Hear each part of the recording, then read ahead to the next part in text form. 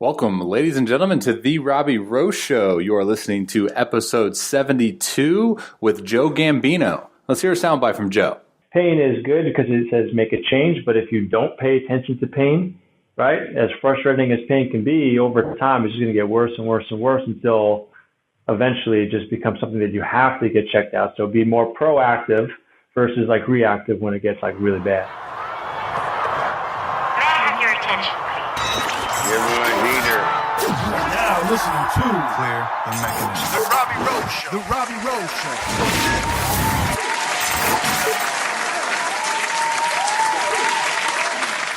What's going on, guys? It's your boy Robbie Rowland here on the Robby Row Show. You are listening to episode 72. Excited to bring you guys Joe Gambino. Was first introduced to him via Instagram. Actually, we have a mutual friend that he gave me the thumbs up on if I should bring Joe on the show. That rhymes, doesn't it? But anyways, didn't disappoint. Joe is good. He's got a lot of good information to share. If you guys are not usual readers of the show notes, I'll go ahead and just give a brief explanation of who Joe is. He's a physical therapist. He works at Perfect Stride Physical Therapy in New York City, and he's also a co-founder of Par 4 Performance. I think before Joe was a PT, he was a strength and conditioning coach at Queens College, St. John's University, and Long Island University.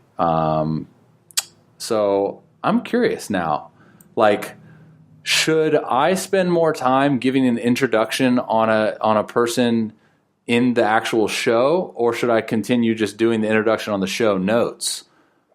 That's a good question. If anyone's listening to this, let me know, because I honestly don't know an answer to that. So find a way to connect to me and be like, yo, Rob, I don't read the show notes. Or, hey, Rob, I read the show notes. Speaking of show notes, in the show notes, you will find all of Joe Gambino's links. He linked some really informative cars video. If you guys aren't familiar with cars, you probably see them. You probably see me doing them a lot on my Instagram. They're controlled articular rotations. They're in the FRC space. For those of you who do not know what FRC is, it's functional range conditioning. If you guys follow me, I'm sure you're well aware of my obsession with FRC that we talk about today in the show.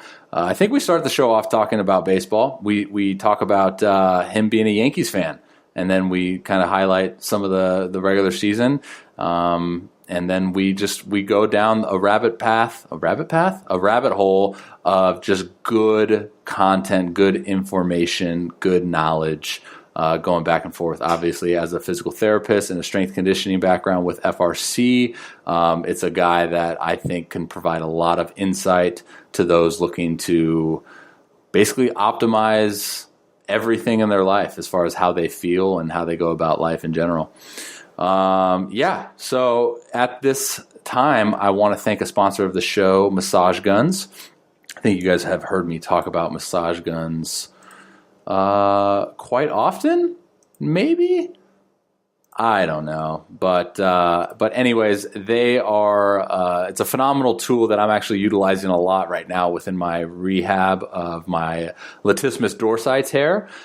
Just to highlight some things that Massage Guns does for you is it increases blood flow, clears lactic acid, breaks up scar tissue, releases knots, increases range of motion, speeds up recovery. It's got 45 percussions per second. That makes it the strongest and fastest percussion gun on the market. It's got 3-arm positioning, 90 degrees, 135 degrees, 180 degrees, and 6 speeds ranging from 900 to 2,700 strokes per minute. And the coolest thing that I like about it is it's got a lock trigger, so you don't have to sit there and hold the trigger the whole time. You can just literally press it once and it's locked and it's ready to rock.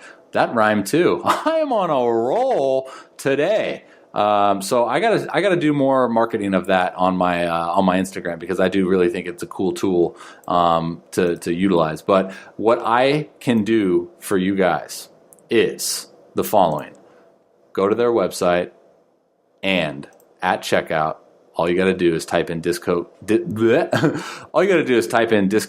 Robby, ROBBY, and I'll save you some money on your purchase. The website is massageguns.com, and their Instagram, which will all be linked in the show notes, just massage guns. So be sure to go to the show notes. Check that out if you're interested. It is, in my personal opinion, the best, not only the best, but the cheapest massage gun on the market. Cool. So without further ado, let's get to episode 72 with Joe Gambino. Thank you guys for tuning in and listening, and hope you enjoy the show. All right. Welcome, ladies and gentlemen, to the Robby Row Show, episode 72. I got Joe Gambino on the show. Joe, welcome to the Robby Row Show, man. How you doing today?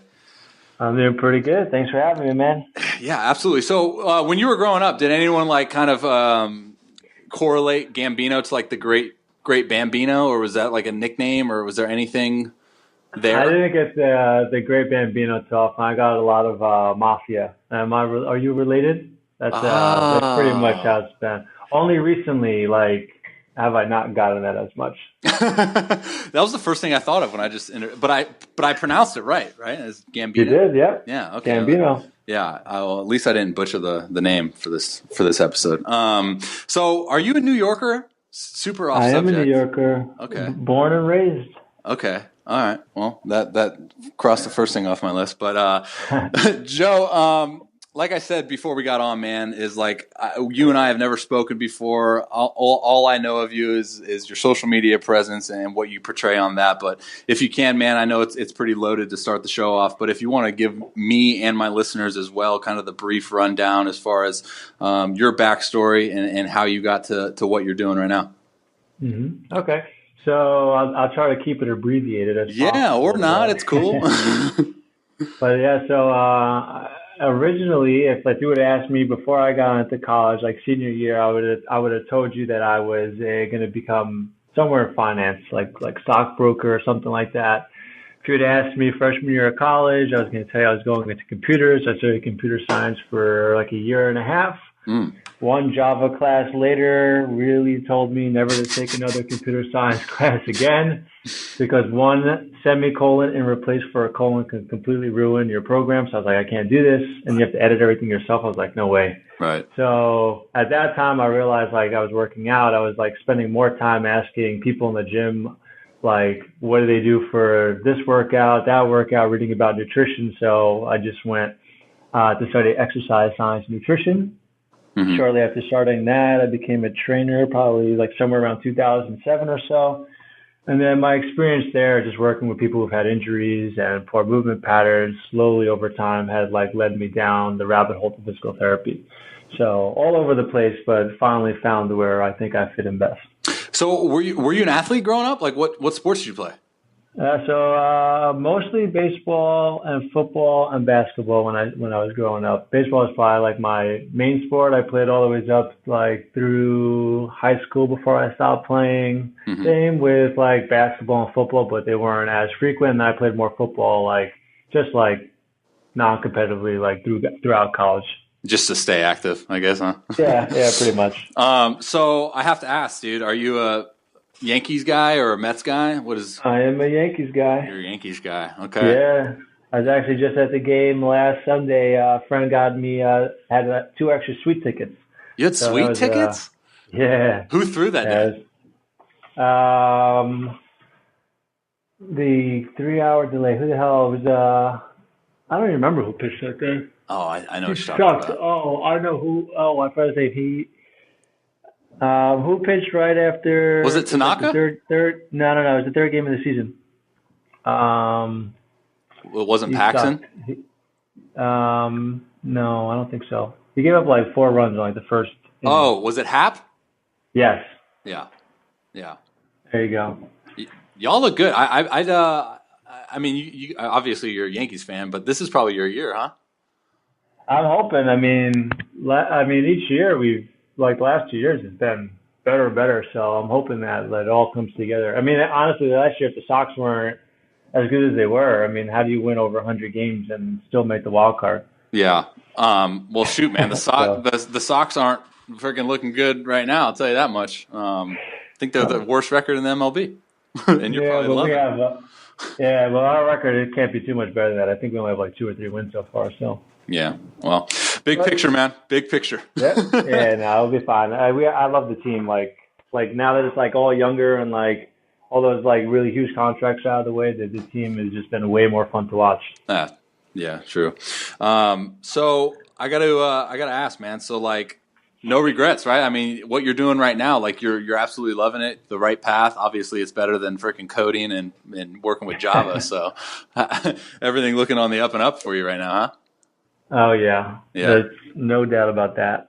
So are you, because I'm curious, like I said, like you and I haven't ever really spoken, just from looking at your Instagram, I have a brief like kind of picture of what I'm seeing, but like, are you primarily working with athletes, or is it just a general, the whole, whoever comes in, comes in? Right. Yeah, so the practice that I work for, Perfect Stride in the city, we pretty much get like younger active people. We'll get some like athletes, like we'll get some fighters in here, we'll get some CrossFit guys in here. I've had some like high school baseball guys, but not just like general like active. It's like whatever really does walk through the door. In that regard, it just happens to be an active population. And then with our Par 4 stuff, all that's online, we specifically cater more towards like the golfers. Gotcha. So do you dabble with like golf as well, or is it just? I do. I dabble. I'm trying to get better. Dude, you can't be any worse than me. Pretty terrible. Yeah, maybe. You never know. I'm not that good. I actually had a pretty decent round last time where like things start to look like I may actually play golf every now and again. See, now that's what like pulls you into golf. That one round where you're like, wait a second, maybe I don't suck. Like that's what gets you coming back. But it's those freaking rounds, the 98% of the other rounds, that don't go as well.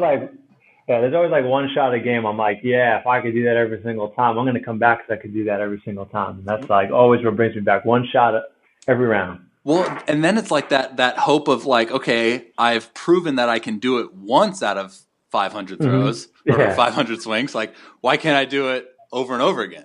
And that's what makes those freaking pro guys so dang impressive. Honestly. Oh my God. Sheesh.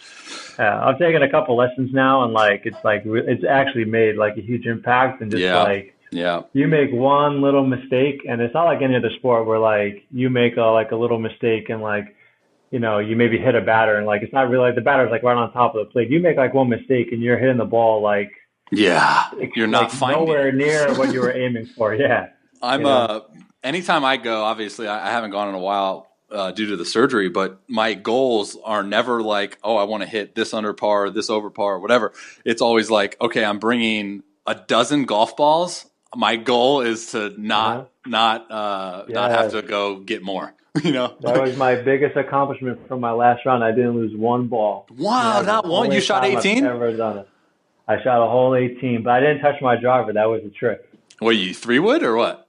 No, I just went 6 iron and under. And the course it's like a normal course, but it's not terribly long. Like the longest hole is like 375, and I just decided I can't hit my driver, so I'm not gonna. And it ended up being my best round I've ever played, and I didn't lose any balls. So you better toss that driver you got in your bag then. Yeah, I know. First, I need to learn how to hit a driver, and then I need to go get myself a new one for sure. Yeah, well, and that's what I've been told my whole life too. Is like it's all about the clubs. It's the arrow, not the Indian, or it's the Indian. I don't know. Anyways, I want to dive into. I talked, like I said before the show, is I want to direct this kind of towards like the screening process for you.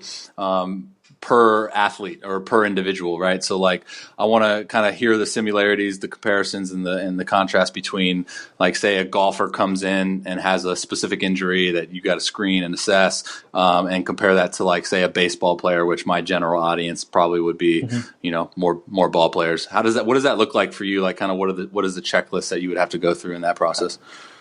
So I mean, anytime I am working with anybody, it doesn't matter if they're a non-athlete or an athlete, it all comes down to like your assessment process and what you find, because each person has their own unique way of moving and responding to different stimulus and why they have pain in the first place. So at a fundamental level, it's like what is their movement impairments? And then between a golfer and a baseball player, probably be pretty close, especially like from like the hitting aspect, because the kinematic sequence, at least to my knowledge, is pretty close to similar. As far as like hip dissociation from the shoulder, from the spine, and then from the shoulders. So obviously, you're just looking at what is their end result, like, or what position do they play, or what sport they play, what in the fundamental way, what kind of movement patterns do they need to have, and then do they have access to all those motions? And then if they don't have it, you give it to them, you load it, and you try to give them as much capacity as possible so that they can go out and be successful at their game. Yeah, no doubt. So I'm like a big proponent of like harping on the millennials. So I'm going to do it for the first time of this episode. But like you probably see a lot of the younger guys these days with more access to technology, Fortnite, obviously those things that kind of require them to sit down a lot and not maybe be as active. So when it comes to like movement capacities, how does one really attain like on their own without the help of say like your space or what you're doing, just for them to like listen to this podcast and go, okay, I need to increase my movement capacity? Like what does that look like for them moving forward in their just life? Say they're like in high school and they know that they need more movement capacity. Like what are some of the things that they can start doing? That's a pretty good question there. Thanks. I Googled it.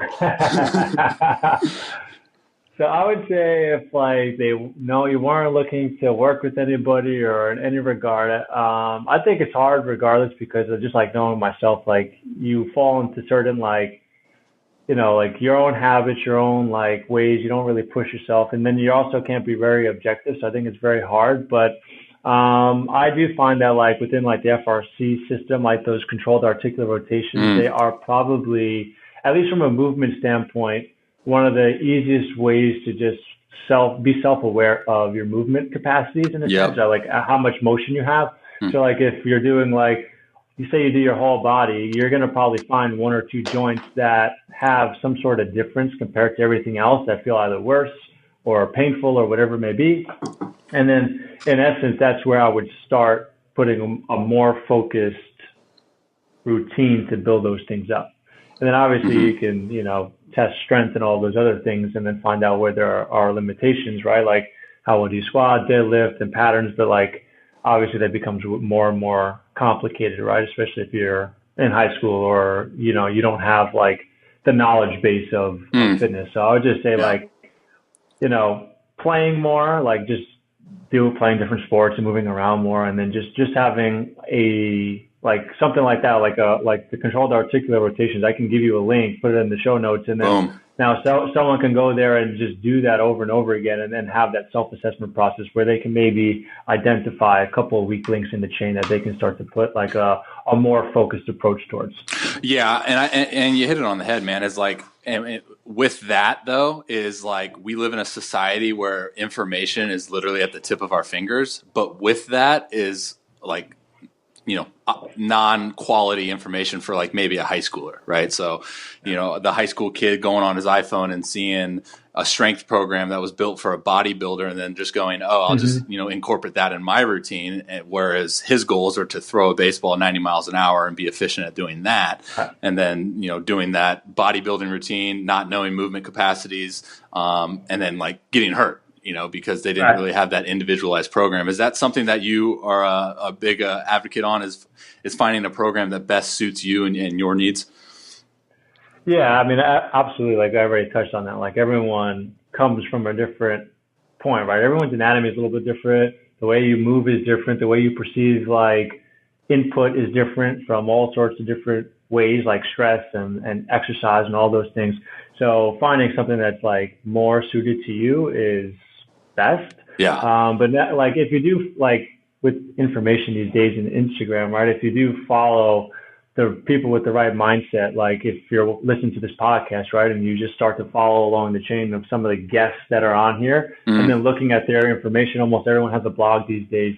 If things start to match up with multiple people that you're like following, then you could probably trust those people. And then if all of a sudden like what you're putting out, right, and then like say they're comparing that to somebody else on Instagram, if those two messages are very different, then they're going to have to pick one or two to go with, right? You can't just be taking 5 different messages and then trying to figure out which one works best for you. Like stay in one camp and follow those things because you'll probably have a better outcome overall. Because almost any outcome, like any system will work. Like I'm not a huge PRI guy, but PRI seems to work for some people. Right. They're skilled practitioners, right? The end result should be them get better. FRC is the same thing. FMS is the same thing. Like if you just pick one thing and kind of stick with it, you'll probably do pretty okay. But if you're bouncing from this practitioner to this practitioner, this Instagram page to this Instagram page, and the messages can get conflicting, you're not going to really know what to do or what's working, what's not working, what caused your pain, what didn't cause your pain.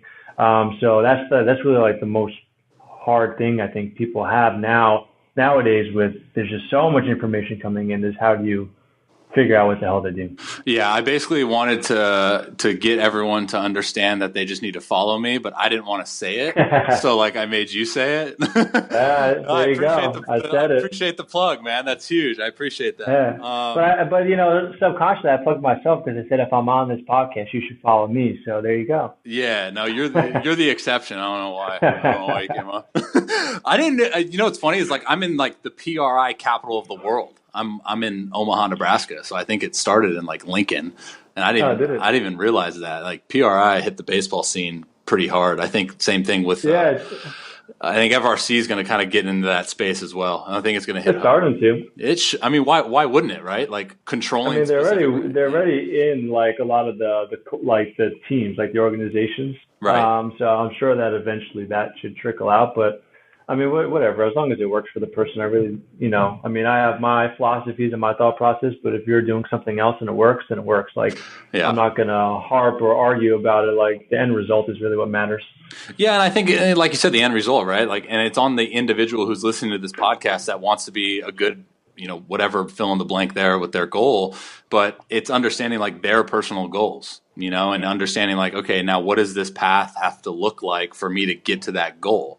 Because I'm in that same boat, right? Like, I mean, it's funny that ever since I got injured and like pretty much have been on this these podcasts and like doing more content, publishing and all of this stuff, like I've learned more about my journey and what I need than I would have if I would have just, been playing this whole time. So I think it's cool to like step back and like look at the big picture and kind of understand those things. You touched on like biology. And I think that's kind of something I want to touch on just a little bit more is the, like I said, the kid listening to this podcast, I think starts watching, guys on TV. So for athletes or baseball players, they'll watch all the big leaguers, right? And they'll see how they move within their hitting mechanics or their pitching mechanics and just go, okay, I'm going to replicate that.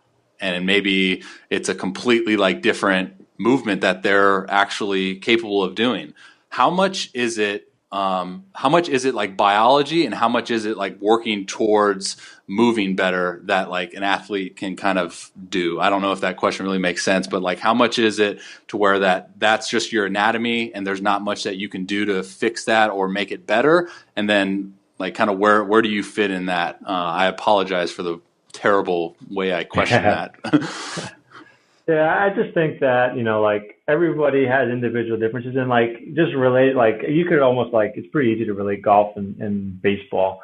Like golf, and I don't remember the exact quote that they use in TPI, but pretty much the underlying thing is like, there's no perfect swing, right? Like everybody who swings a club will have their own unique characteristics. If you look at the PGA Tour, like nobody on that tour is going to have the exact same metrics, right? They all have different, like how much their trunk rotates versus their hips, how much like X moves with here, with their club speeds, everything, right? Like they're even the trajectories, right? They change player to player. And the same thing is in sports. Like I like you watch people who have all sorts of different mechanics when they throw, right, when they swing a bat, different stances. So like to mirror one because they're an idol can kind of pigeonhole you and maybe, set you back in like where you want to go.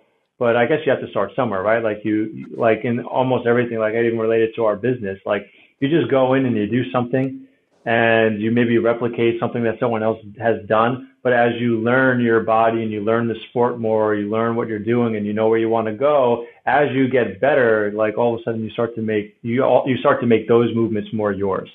And yeah. I think that's kind of like a good way to think about it. But if some player has like crazy amount of like hip rotation and they're swinging or throwing in a certain way, and then you don't have that necessary same range of motion, you're not going to be able to replicate it anyway. So you're going to have to find another way to do so.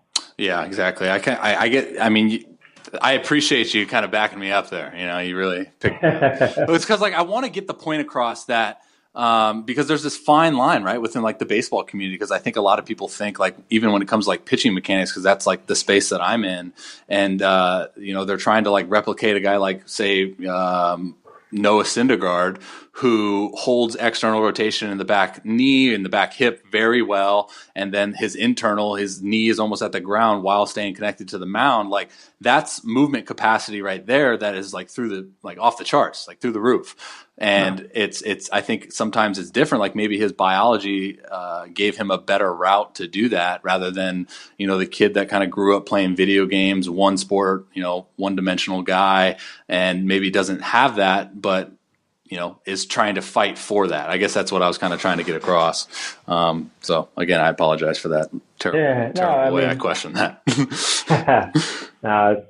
But I agree with that. Like, each player will have their own unique whatever it is. So it's just like more or less just finding what works for you versus trying to mold yourself into something else. I think people will become very successful just doing that. Or like swing, or with the golf swing or baseball swing, there's like a unique, like there are prerequisites. There are certain things that need to happen in a specific order, but it doesn't have to be the exact same way one player does it. So as long as spine separates from hips and the shoulders separate from your spine in this particular order, going backwards and then forward again, you hit all of that sequence, like right, that's what we call it, like that kinematic sequence. If you're in that sequence, regardless of the outcome, it's going to be probably pretty good. Mm-hmm. If you're outside of that sequence, then there may be more stress on a body part where injury may happen, or it may throw off your mechanics or your pitch accuracy or something like that. So in that regard, like that's what I say, like, yeah, we want to see something that resembles the kinematic sequence and what most pitchers should do, right? Because there is a baseline, but then there's so much variety on top of that where you can kind of add and have your own individuality. Yeah. And sorry for that brief awkward moment that we just experienced, but that makes us closer as guests, I guess. So there's this particular post that I saw on your Instagram, and I was like, wow, that makes sense, and I kind of want to touch on it. The pain, in reference to pain, how not all pain is bad, and I think that would be a good subject to touch on as far as for my audience. Maybe younger guys that are experiencing pain when maybe they do a specific exercise or throwing. Can you walk us through that as far as what that actually means as far as dealing with pain? Yep. So in overall nutshell, the way that I would define pain is it is just your body's total experience, all the stress is coming on it. It's your body's opinion that it feels threatened. So pain is a natural thing that just tells us whatever course of action is happening, it doesn't like it, so we need to protect and make you change your behavior. So in that regard, pain is a good thing, right? We shouldn't be scared or fearful of pain. It's just telling us that, hold on, pump the brakes. If you listen to this signal I'm giving you and we make the appropriate changes, everything will be okay, right? You sprain an ankle and you start to just continue to walk on it and not guard that, right? You end up doing more damage than you will good, right? You need to rest and do whatever it needs to do to get strong, to go back to what you have to your sport or your activities.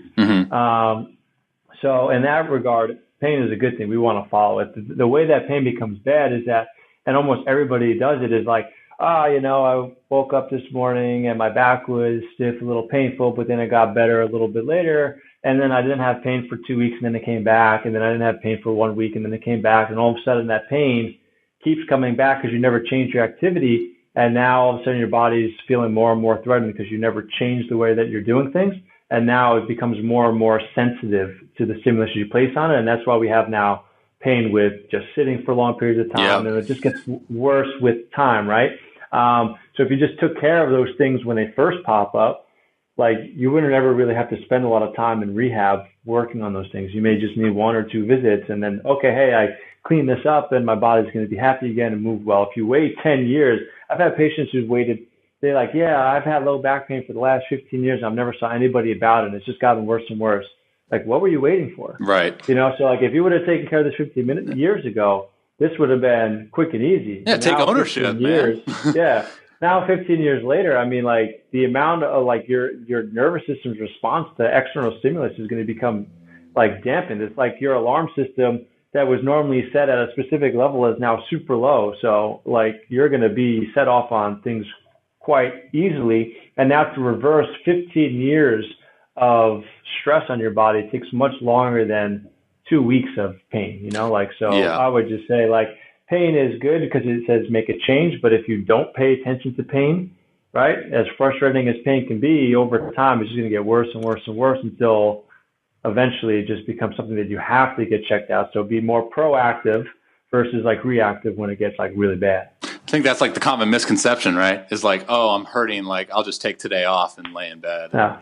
And that's like, maybe it's like the temporary fix, Yeah. And that's like, that's kind of the cool thing that I've learned. I've learned like so much, dude. Like this injury, yeah, it sucks, and I needed surgery and I'll be out for the whole year and all that is bad. But at the same time, like, working with Josh and like learning more about my body, like I've gotten so many more tools and like modalities to use to understand, like, okay, if I experience like this when I'm getting out of bed in the morning, say it's like lower back pain, I'll just go into the other room and grab a kettlebell and do some straight leg sit-ups and my back pain will go away probably. And it's like, these are things that like you never know until, you take ownership of your body and start understanding like what it takes for you to feel optimal each and every day. Yeah.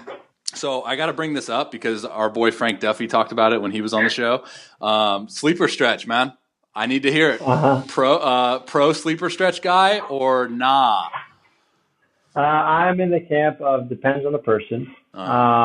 You would give me a smart answer. Yeah. Cover my bases, but I find myself always in the middle of things. I use it all the time. I'm a proponent of it.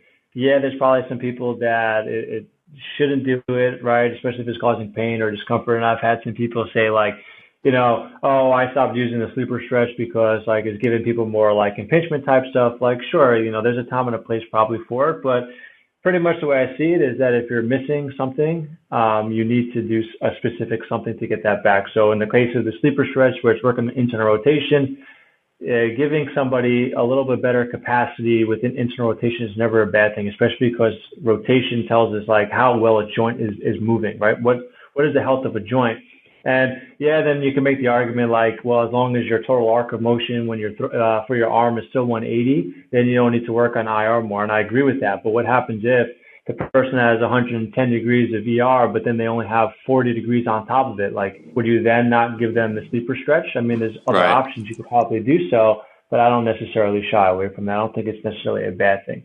So it just, I wouldn't like crank into it. I'm like more a believer of like, because the FRC system, like, bring yourself close to your end of your active range, and then we're going to produce isometrics there to create a safe environment. Right. And then as your passive range gets better, we're not going to just yank you into more IR. We're going to start to try to further control IR through more concentric work or eccentric work or a mix of the two contractions. So I think it's just really like, are you just passively holding your arm in a sleeper stretch for like, 30 seconds a day in a position that your body may not be able to tolerate versus being a little bit smart and like getting near the end range and start to build capacity, like we talk about, strength, mobility in that regard. Like controlling that is very different than let's just stretch it, maybe give them more passive range, which then in turn, I would like people argue, oh, this person now has more passive range of motion. They can't control. They're going to go get hurt. I agree with that. But if you remember, we're also going to add other types of muscle contractions as passive range gets better so that you have absolute optimal control over that position so that you can access it whenever you want. Yeah. Well, I think it's funny, like even as a ball player, right? Like we're asking our bodies or asking our arm to get into a specific, I'm like not going to put a degree on it, but like a certain layback, which is external rotation of the elbow, and you're going to tell us to make a living there, but, actively we can't even get to like 90. And, it happens probably all the time, within like the baseball community because, we don't really know. I don't think, a lot of people really touch on that subject all too much. Is like, if we're trying to make a living at a certain position, like why wouldn't we train to own that position. And that's what I love about FRC. And that's a good segue into FRC. Like I told you before the show, is like, I don't know why I'm freaking addicted to it right now, but what's your backstory in that? Like, how'd you get into that? When did you get into that? And I guess why would you get into that? So I was actually thrown into the FRC fire. So Perfect Shot was my first job out of school. I would say a few months of being out, we took like the FRR course, which is like their manual therapy course. So I found it interesting. And like, you know, I was just out of school. So like some of the concepts that you're learning about, you don't learn that stuff in school. So you're like, oh, all right. So, you know, I started like playing around with it, and like I started to like it, and it was making an impact in like how I was treating. And then a few months later, I took FRC, and then now all of a sudden, like, I took FRC, and then I started doing I did cars for 30 days straight. I just like, okay, this is how they're preaching it. I'm going to just go with it. I was doing that, cars 30 days straight. I was playing around with all the principles with my patients. All of a sudden now, like, my outcomes were becoming better. I was feeling really good just from doing cars, not even adding all the other components of the system. And then shortly after that, we hosted FR again. 1 month after that, we took Kinstretch, just because it was around. So we took Kinstretch, and then because we hosted almost everything except for Kinstretch, like in our space. Right. And then I took FRR for another body part later on. So within like a 9-month period, I took 4 course classes. So I was like very deep into the system at that point, and like I had a pretty good understanding, and I was able to apply it. And it just fits so well into like all my other stuff. So like it doesn't compromise my strength training. It doesn't compromise me using like SFMA for my evaluation technique. It doesn't compromise anything I've ever done. It just is an addition to the system. And then it's just kind of like changed like my viewpoint of how I'm like loading the body. So instead of just like, oh, I'm going to strengthen the glutes and that's going to fix the knee. Now I'm still doing that kind of stuff because I think being up to change should be strong. But now I'm like, well, why don't we actually load the tissue in the positions that were hurt in the first place, so I can make those tissues as resilient as possible. And that combination has just like completely changed like my outcomes as a provider, with all my like, even on the training side and on the rehab side. So I was like, I got thrown into it, but then at the same time, the outcomes were like there. So like I was all in after a certain point. And you just totally learn more about your body too. And like your body speaks to you, man. I know how like crazy and hippie that sounds, but it's like, it's so true. Like just laying on the mat, like I'll start my mornings off just laying on the mat, like practicing building capacity and just like learning like, wow, like that doesn't feel good. Like let's spend some more time in that. It was cool, man. I had a guy on the show talking about FRC, and he was like, think about like all of the quote unquote like inappropriate movement patterns that we get in, say like sitting in a chair or sitting on the couch or like whatever it is. Like we have to subside that with like the good movement capacities that we can build like in FRC, like the amount of time that we spend in those. And like when I heard that, I was like, oh my gosh, like I should be doing so much more of this stuff. I freaking bulletproof myself, man. Right. Yeah. So, well, I'm curious, like, have you noticed, you talked about like it doesn't interfere with your strength training, but have you noticed that you've built strength while diving down the FRC rabbit hole? Well, I've been battling my own injuries over the last like 2-3 years. So my lifts, I haven't really like, it's interesting because I actually hadn't deadlifted for, I don't know, maybe like 9 or 10 months. And like every now and again, I just see the bar laying there with some weight on it. And like, I was like, oh, I could still deadlift 275. I could still deadlift 305. And like not deadlifting for a while, like I was still able to maintain that with like all my other strength training work and like my body work. But like, it's just forced me to, what I like about the FRC system as like a whole is that it just forces you to like listen to your body and move it a little bit more. And, you know, like just doing that and like, yeah, maybe I haven't deadlifted in a while, like be able to maintain my strength, but like my single leg strength is like gone through the roof. Like I have noticed that like the way that my body feels with like certain exercises that I'm doing, feel easier and like I have better control and I'm able to do a little bit more weight than they were prior. So again, right, like it's like the more your body feels better, right, like and moves a little bit better, the easier it is for you to just start doing some of the old like the lifts that we all tend to love and like. It's just kind of like balancing out. Like, yeah, we still want to do performance all the time, but FRC is all a proponent about moving your body, self-assessing yourself and then just doing a little bit of something every single day is just going to make you a little bit better mover. Yeah, and dude. If you just do that, it just carries over to everything else like so well. Yeah. No, you freaking hit it on the head, man. I mean, like the thing that I talk about on the show a lot too is like what I've noticed is just like the resiliency of it, man, is like, you know, whereas like I'm having a pretty, you know, say a strength training day, you know, and I'm breaking down tissue and I'm freaking getting after it. Whereas like the next morning you would think I'd be pretty dang sore. And I think with the introduction of FRC and doing it like 3 to 5 times a day, dude, like it's helped build just, I mean, I joked around a little bit ago talking about like bulletproof, but I mean, it's really, for me, like personally, in my experience, in my journey with it, is like that's one thing it showed me is like my ability to bounce back and just be freaking optimal, you know. So definitely agree. I want to segue. I didn't find any segue into this topic, so I'll just kind of say it on general. But barefoot training, man. I think my audience knows that I'm pro barefoot guy. I had a podiatrist on the show. I think that's what it's called when you're a foot doctor or something, but that was a great episode.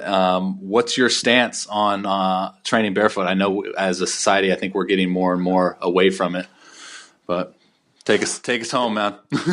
I just think, like, I'm a proponent of everyone spending time barefoot. Your feet need it. Like, I tell patients all the time, like, your sneakers, it's practically like wrapping your foot up in a cast and just leaving them on indefinitely. So like when I ask someone to move their toes for the first time, and the same thing happened to me when I stepped into like FRC and they're like, yeah, let your big toe off the floor. I was like, what? Dude, that sucks. It took me a couple of weeks to like actually figure out how to do that. I was like, wow, this is really actually like normal. Like, and your foot should do that. But again, right, like if your foot sucks, you can't move your feet, you have poor mobility, then like would you really want to do like all of a sudden like go train barefoot or go run barefoot? Probably not. You'd want to do some other stuff and strengthen your foot first, and then like have that progressive. I would still spend time barefoot at home and like walk around and have your feet like free. But if you have functioning feet, like I wear pretty minimal shoes. I've wore the New Balance Minimus for years. Yeah. I just got a pair of the Vivo sneakers. Oh, you did? Nice. Like, yeah, they're literally like wearing like a slipper. There's like almost, it feels like the first time I wore them, I was like, I feel like I'm just walking on concrete. It actually took me like, I had to like lean into them because there's that minimal. That's what I got the same thing. It's not the Vivos, but it's XERO. I want to say it's like Zero. I don't know if you've seen. Oh yeah. Yeah, they sent me a few pairs, man. It's super weird walking on concrete because it's like you're wearing a shoe, expecting like padding, and then you're like, wait a sec, that's not. There's right. no padding there. Yeah, they're even less padding than the Minimus, which I found crazy. Right. But yeah, like. That is what a functioning foot does, right? Like when it hits the ground, it's there to become stable. It adapts to the floor. That's why we have arches. That's why we have muscles in the feet, right? It comes to the ground. It stabilizes so everything up the body can move appropriately. If those muscles are weak and you don't get stability there, you're going to have to create it up the chain. And that's when ankles lock up. That's when like knees go wrong. That's what, like, so you start to lose function up the chain when your foot can't do its job. So definitely, people should be training their feet. They should be doing some stuff barefoot. I'm not going to say go out tomorrow and just like take off your shoes and go crazy because a lot of people, I mean, and just from being in the rehab world and just like seeing a lot of foot injuries and even people with like low back pain, like how many people's feet just suck. Like you're going to have to build and work your way into it. But I definitely think it's highly beneficial for just about everybody because you think about like it's always on the floor and we produce force off it all the time. And if it doesn't do its job, you're going to lose something, along the way. Dang, that's a good. I've never heard it put like that. As far as like the force comparison, that's a good point. Yeah. I'm writing that down. Thanks, man. I'm going to steal it and I'm going to coin it as my own. And now I'm smart. It's all yours. It's on your podcast. It's yours to keep. Right. Oh man. Well, hey man, I want to be respectful of your time. I know we said cap it at 30, and we're a little bit. We can go for freaking days, dude. But I do want to. Conclude this episode. If you want, man, I'll leave the floor open for you as far as how my audience can reach you. What is your social media platforms? If you have websites, you can shout that out now. Sure. So you can website. You can find me at par4performance.com, and then social media. Instagram is mostly where I live at. So Joe Gambino DPT. is my personal, and then Par 4 Performance has Instagram attached to it as well. And then the 4 in Par 4 is spelled out as the word, so it's FOUR, not the number 4. All right, I'm writing all that down, guys. For those of you listening, we'll link that all into the show notes, man. And then as soon as we hop off here, Joe, if you don't mind shooting me like a link to that Cars video I think you mentioned earlier in the show, we'll definitely include that as well. But Joe, thanks again for your time, man. It was a blast having you on. Appreciate it. Of course, man. Thanks for having me. All right, brother. We'll be in touch. Talk to you soon. All right, man. Take it easy. All right, guys, that's it for this episode. Thank you guys for tuning in. Like always, if you enjoyed the episode, then I would highly encourage you and highly appreciate you if you left a review for this episode. Let me know how I'm doing. Let me know if there's anything that you need me to improve on. Let me know if there's anyone that you want me to bring on the show. Like I said in the introduction, that you can always find me on Instagram at Robby Row 12. And also my website, www.therobbyrowshow.com. So be sure to go check those means of communication out, and we will talk to you probably within the next couple of days, and I look forward to it. Y'all have a good rest of your day. Much love. God bless. Talk to you.